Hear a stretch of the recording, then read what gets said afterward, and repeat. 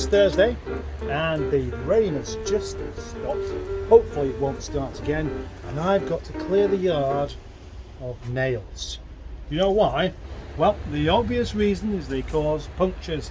And this weekend, this Sunday in fact, a gathering of motor cars, probably from not too far away, all descending on the project Nigel yard. And the last thing I want is for anyone to be going away with a puncture. That would be rather irritating, wouldn't it? And I would feel responsible. Yeah, even though it's not me that's dropped the nails. What I would normally do in these circumstances is go around with my hoe and the magnet on the end of that. It's a good magnet. But today, I've got some nails to try. Maybe it's a review of the vintage audio fan 1987 or whatever it is. Finder of nails. If you watch all of my videos, you'll have seen this, and you may even have figured out what it's for. Kevin Craven did. He was around here earlier on. He saw it and he knew exactly what it was for. Clever chap. So let's give it a go. It is somewhat front end heavy because obviously there's no weight along the pole, just a lot of weight in the magnets. I did suggest that maybe some wheels on it would be a good idea, so skim along the ground like that. I'm sure it's within my capacity to fit some wheels, although I don't want to insult the original design by doing that. Right, thanks for that, Jesus. I sincerely hope the weather isn't going to be like this on Sunday, otherwise I'll be immensely unpopular. Well, it's certainly picking up a few bits off the floor that I would rather not be driving over.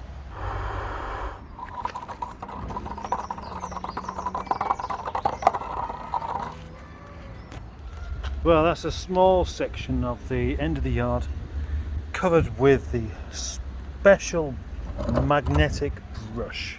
And all of these nails and bits of blades that are in there, you can't really see because they're half rusty.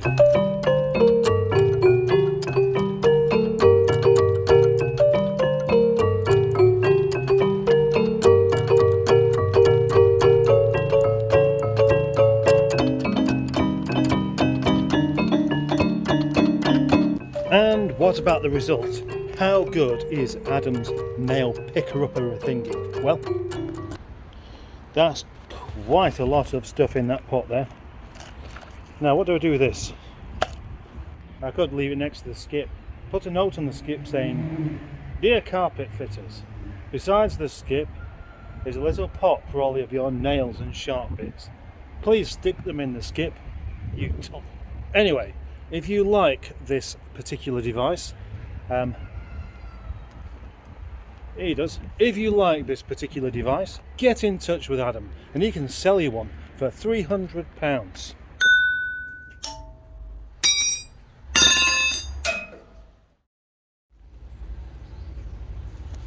Guess what? It's raining again, but it doesn't matter because I've got inside to work. But that means I've got to get this out first. And I've had this idea, another stupid bloody idea. The idea that I had last week was I could possibly store Nigel in here, and then when it come down to it I realised that it's going to be not such a good idea. So then of course I'm thinking, yeah, I've got room for a car in here and plenty of room around it, which I have. But what if I could have another one in here? Yeah, back to the same subject. But what if instead of having Nigel, for example, there all the way up to here and across there, which is quite a bit of space taken up, what if the trailer was to find somewhere safe outside and Nigel, when not in use, goes across that way instead? I'm going to measure it up. I'm thinking that it might be more practical, but only for when that point comes where it's not being used for a couple of months, so it can just be stuck right in the corner. Not the most scientific way of doing this, and yes, it will.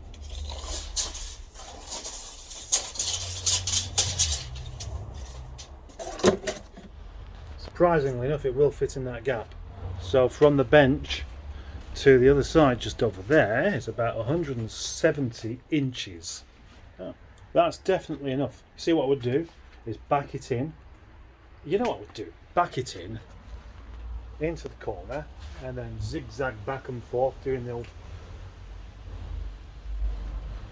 about that many times until it's snug against the back wall there. But will I have enough room to then drive the car in?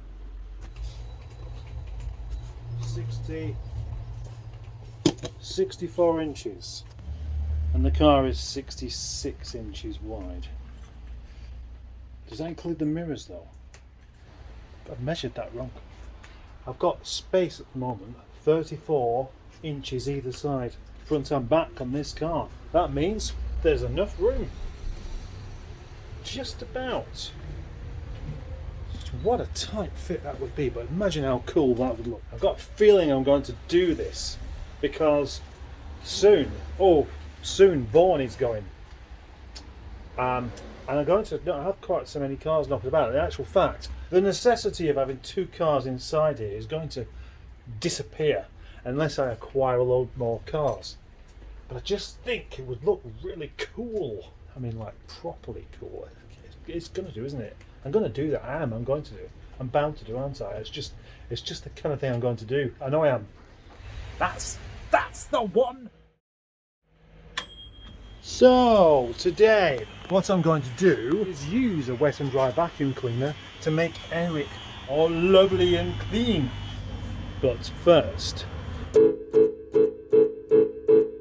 I'm not prepared to start this video off without going to the other end of the yard so I can walk back up and stomp back up to the working end of the yard where I shall start doing some work. And of course you know what I'm doing today. I'm going to clean out Eric the Rover 25. Believe it or not, there's more to Eric than just an old car where I keep boxes. Look at this magazine here. Style magazine, Rochdale's Happy News magazine. That came through the front door the other day. It was free and it's full of advertisements and nothing else. This video is sponsored by Style magazine. It isn't really. They couldn't afford to fund this video. Back to the point. What's wrong with Eric and its interior? Well, it's a very light colour, not really suited to being in a grubby yard at all. It's full of stains everywhere. I don't put those stains there. It's the same in the back as well. I mean, anything that gets spilt on there is just going to leave a mark, isn't it? And it looks rather unsightly. And that's where a borrow of this particular thing, what's he called? Charles, that's him, Charles, the delightful water-sucking vacuum cleaner, means that you can get the thing all wet and then just suck out all of the wet afterwards and effectively cleaning away all the grottiness. I've used it before. I've used it on Nigel for a different reason. Obviously I may as well vacuum it out first because otherwise you're just wetting pebbles. There's no point doing that, is there? Driver's genuine Rover mat. Very, very dirty indeed. You know I'm facing a few problems here with making this car look nice. I'll just go through them quickly. The carpet is really going to take quite a bit of cleaning, and because this is a facelift car, it doesn't have a nice carpet. This car was built after Rover had stopped making nice cars. So you can vacuum it out, and then as soon as you touch the seat you've got biscuit crumbs everywhere from the foam that's disintegrating inside the seat. That's why I really want some different seats in this. Just had a lot of chili. Oh look, I left the microwave door open. Was you born in an electric barn? Anyway, I'm going to use a combination of steam and vacuum. Steam alone doesn't really seem to do the job because you just steam it up. It kills bacteria and then it dries out, so it doesn't actually get rid of marks.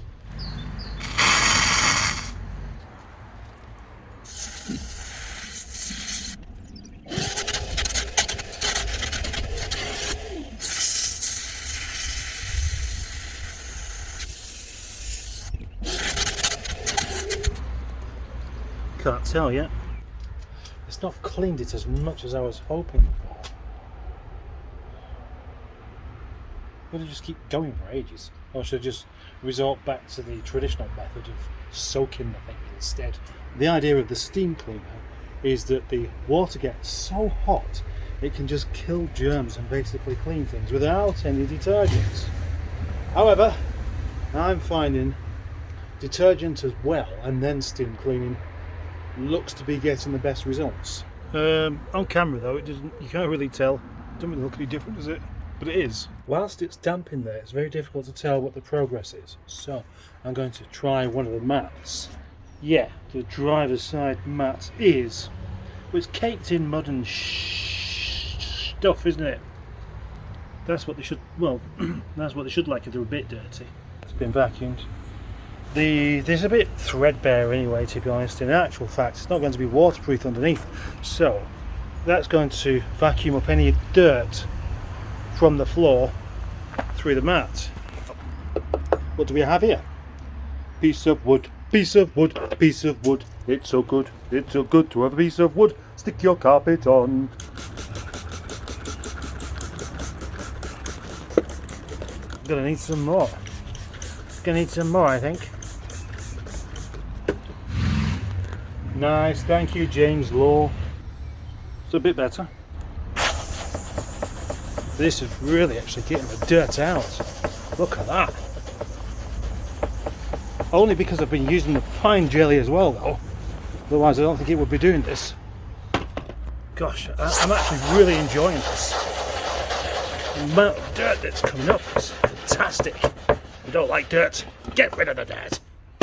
Well, it's still a bit dirty, but what a difference. I'm chuffed to bits. Let's imagine just for a second that I'm doing a review on this steam cleaner from Lidl, and I'm not, because I paid for it and they didn't give it to me and they didn't ask me to review it.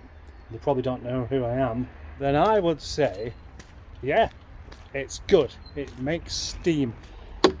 The combination of the wet and dry vacuum cleaner, the detergent and the steam cleaner are doing the job. That's, you know, when you buy a steam cleaner, it doesn't say, it does not include wet and dry vacuum cleaner or detergent. In fact, it tells you that you don't need those things. When, well, you do really.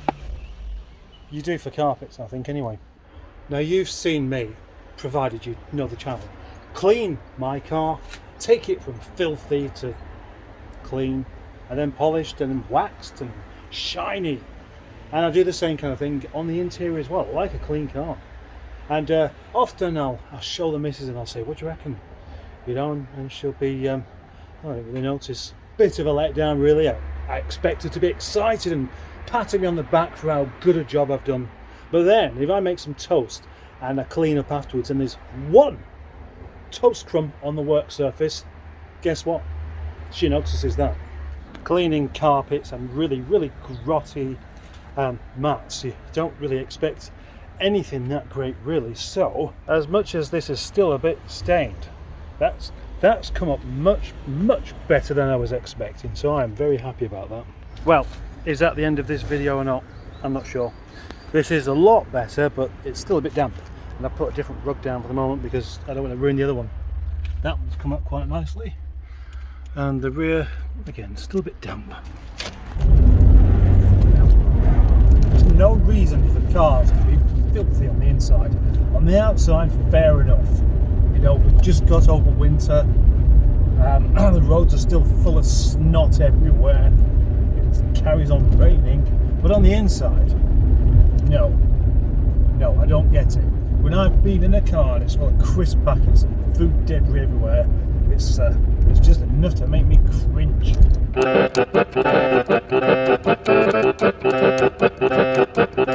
Please enjoy the amazing spinning lion and spinning collie dog. Yes.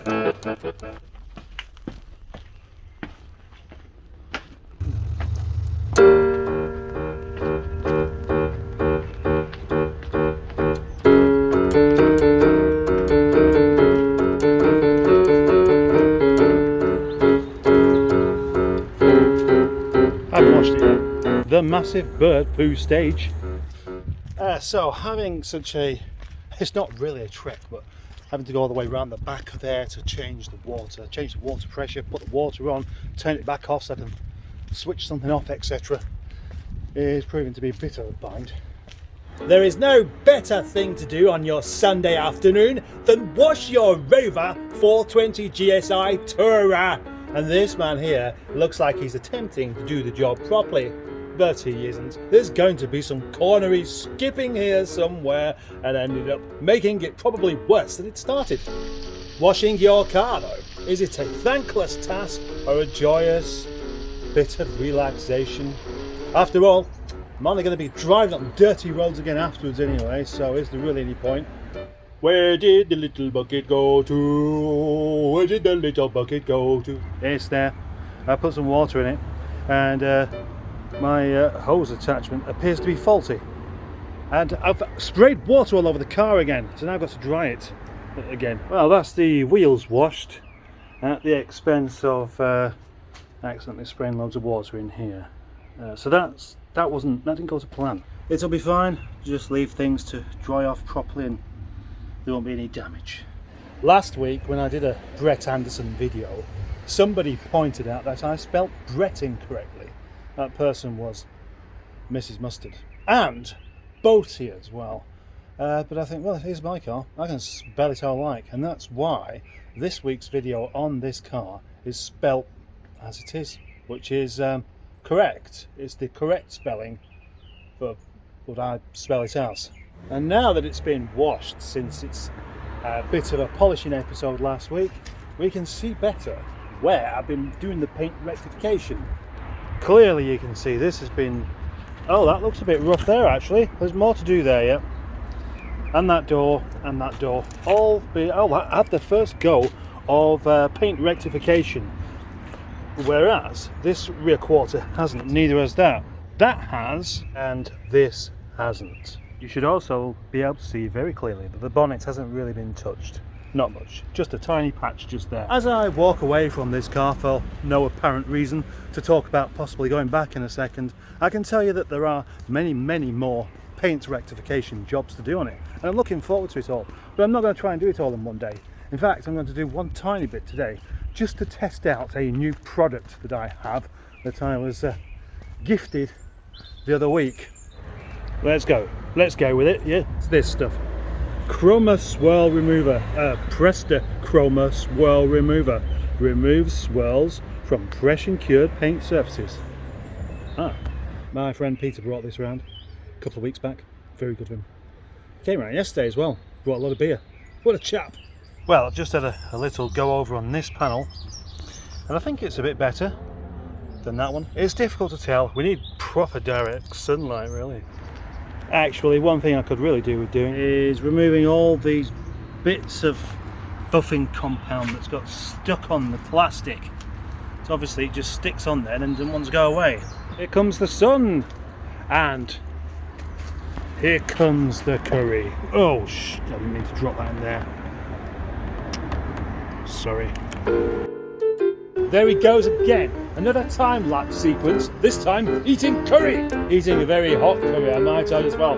Look at him, he's struggling, but he's enjoying himself. He's having a wonderful time, and all of the people driving by are jealous. They're not. Notice something missing out of the back. My tripod doubles as a hat stand, and the hat stand, the hat itself has got itself ever so slightly grubby through use. So, can the robot kettle make it any better? No, it couldn't. What an elegant machine this is. It screams middle-class suburbia of the 90s at you, which is somewhere I'd quite like to be back in. Not that I was there in the first place. Spring is here, finally. Spring is here, and now it looks like spring and it feels like spring as well. That's just a wonderfully positive feeling. Can't wait for some car shows to go to. 420 GSI, punchy T-Series engine. It's what I wanted. The only thing is, now of course, now that Eric has had a bit of a boost, this doesn't feel so quick. Well, it might do if I really sort of stretched its legs a little bit, but just your initial takeoff, it doesn't feel the same. Creamy coloured Captor. I've been out in my car, Bronson, and now I really just feel like being out for a drive. But I promised I'll be back as soon as I drop the thing off.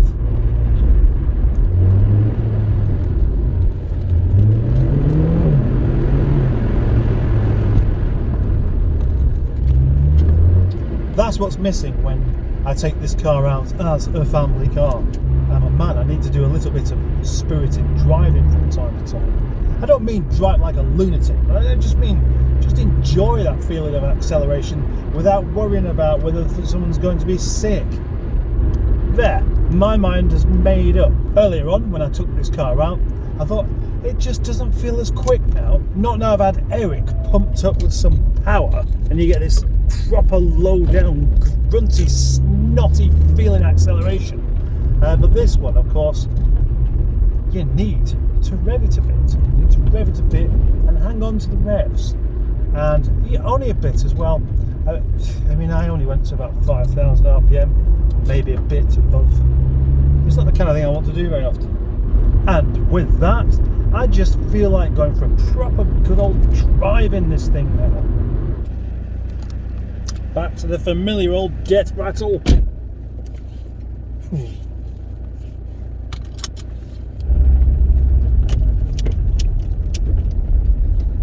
Heavy feeling. Such a heavy feeling steering. I just love that punch that this has. This surge. This didn't last for long, but it's like a really small kick as opposed to a long, thoughtful kick. This is just a brutal kick in the balls, and the GSI gives you a right good shove down some steps. I wonder why we like stuff like that. It seems strange, doesn't it? I hope you liked my inconclusive ending there, because it's as good as it's going to get. And I've only just realised, of course, that that's the end of this video, which is probably going to be the roundup video for the week, which I said I was going to do again, for all of the bits that don't really fit anywhere. Rather than trying to cram bits that don't fit anywhere into an existing video and making it less focused, just bung them all together in one long video for people who like that kind of thing to watch. Okay, bye.